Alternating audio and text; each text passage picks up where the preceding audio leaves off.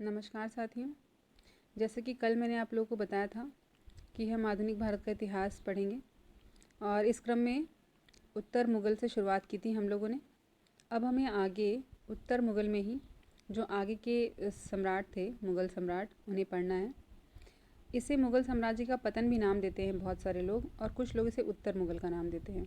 यही आधुनिक भारत की शुरुआत का समय था। तो हमने मोहम्मद शाह तक पढ़ लिया था कि मोहम्मद शाह को रंगीला के नाम से भी जानते हैं। ठीक है, उनका असली नाम जो था वो रोशन अख्तर था। यहाँ तक देखा था हमने। अब हम बात करते हैं अहमद शाह की। अहमद शाह जो थे वो मोहम्मद शाह के पुत्र थे। इन्होंने अहमद शाह अब्दाली के प्रथम आक्रमण को सफलतापूर्वक असफल किया था। ठीक है, अब इनका खुद का शासनकाल जो था वो 1748 से 1754 था। इन्होंने वज़ीर बनाया था सफदरजंग को, और अहमद शाह अब्दाली के कई सारे आक्रमण भी इसके टाइम पे हुए थे। काफ़ी अटैक्स किए थे अहमद शाह अब्दाली ने। इनके बाद आलमगीर द्वितीय जो है वो गद्दी पर बैठे। 1754 से 1759 का जो शासनकाल था वो आलमगीर द्वितीय का था। ये जो आलमगीर द्वितीय थे, इन्होंने वज़ीर बनाया था गाज़ीउद्दीन फिरोज़ जंग को। ठीक है, और इनके टाइम की सबसे महत्वपूर्ण घटना जो थी वो सब जानते हैं कि प्लासी का युद्ध था, जो सबसे महत्वपूर्ण घटना थी आलमगीर द्वितीय के समय। इसमें बंगाल का नवाब जो था वो पराजित हुआ था। तो ये हमने आलमगीर द्वितीय का शासनकाल देखा। अब बात करते हैं शाह आलम द्वितीय की।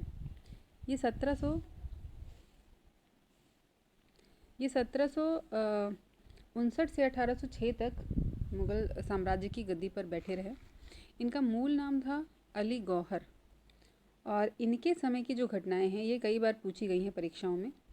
तो 1760 में वांडीवाश का युद्ध हुआ था। अब ये वांडीवाश का युद्ध आप सब जानते हो कि फ्रांसीसियों को अंग्रेज़ों ने इसमें पूरी तरीके से पराजित किया था, और फ्रांसीसी का जो साम्राज्य विस्तार था वो यहाँ से समाप्त हो गया। ठीक है, अब 1761 में शाह आलम द्वितीय के समय ही पानीपत का तृतीय युद्ध हुआ। पानीपत का तृतीय युद्ध आप सब जानते हो कि अंग्रेज और मराठों के बीच हुआ था। ठीक है, अब 1764 में बक्सर का युद्ध हुआ। बक्सर का युद्ध एक निर्णायक युद्ध था जिसने अंग्रेज़ों की सत्ता को भारत में मजबूत स्थिति प्रदान कर दी थी, क्योंकि इसी के बाद इलाहाबाद की संधि होती है।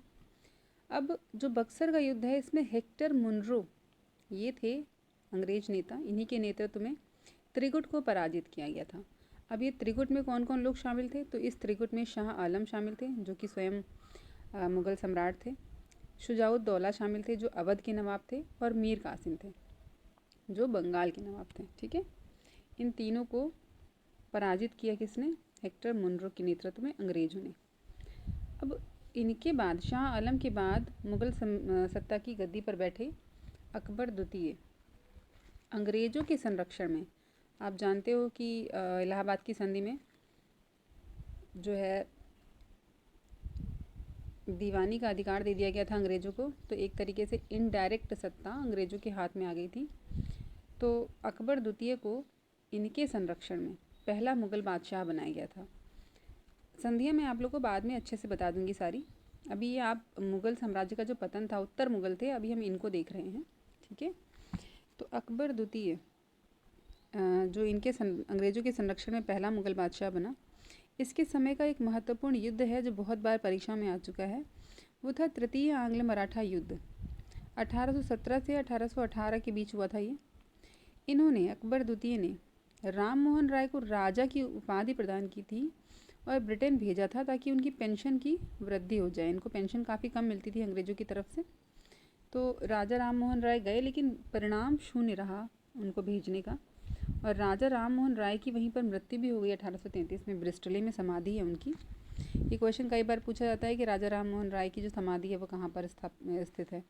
तो आप सबको पता है कि वो ब्रिस्टले में स्थित है। अगर नहीं पता है तो बिल्कुल याद कर लीजिए इसे। अब लास्ट जो हमारे मुग़ल सम्राट थे वो थे बहादुर शाह जफ़र। ये 1837 से 1858 तक काफ़ी लंबे समय काल के लिए सम्राट रहे, मुग़ल सम्राट। 1858 में इन्हें रंगून निर्वासित कर दिया गया। असल में 1857 की जो क्रांति हुई थी उसमें इन्हें क्रांतिकारियों ने अपना नेता घोषित कर दिया था। इन्हें हुमायूं के मकबरे से गिरफ्तार किया अंग्रेज़ों ने और रंगून निर्वासित कर दिया। ठीक है, और वहीं पर रंगून में 1862 में इनकी मृत्यु हो गई। तो ये हमने उत्तर मुग़ल शासनकाल जो है उसे कंप्लीट किया। अब उत्तर मुग़ल के बाद हम यूरोपियों का जो भारत आगमन है वो पढ़ेंगे। और ये जो संधि का मैंने नाम लिया इलाहाबाद की संधि, ये मैं आपको उसी क्रम में अच्छे से समझाऊंगी कि उस संधि में एग्जैक्टली क्या हुआ था। ठीक है, तो आप क्रम से ये सारे जो उत्तर मुग़ल थे इनका नाम याद कर लीजिएगा, क्योंकि कई बार क्रम पूछा जाता है और किस मुग़ल सम्राट के समय पे क्या महत्वपूर्ण घटना हुई थी ये पूछा जाता है। तो ये हमने आज अहमद शाह से लेके बहादुर शाह ज़फ़र तक कंप्लीट किया। अच्छा, बहादुर शाह ज़फ़र के बारे में एक और बात बता दूं, जो मिर्ज़ा गालिब हैं, आप सबने नाम सुना होगा मिर्ज़ा गालिब का। मिर्ज़ा गालिब इनके गज़ल के टीचर थे, बहादुर शाह ज़फ़र के। और ज़फ़र भी काफ़ी अच्छी गज़लें लिखते थे, शायरियाँ लिखते थे। तो उनके गुरु जो थे वो मिर्ज़ा गालिब थे। ठीक है, तो अब आज मैं अपनी वाणी को यहीं पर विराम देती हूँ। इसे लेक्चर को कई बार सुन लीजिएगा। अगर आप लोग को पसंद आया है तो लाइक, शेयर और सब्सक्राइब करना मत भूलिएगा। शुक्रिया, थैंक यू सो मच।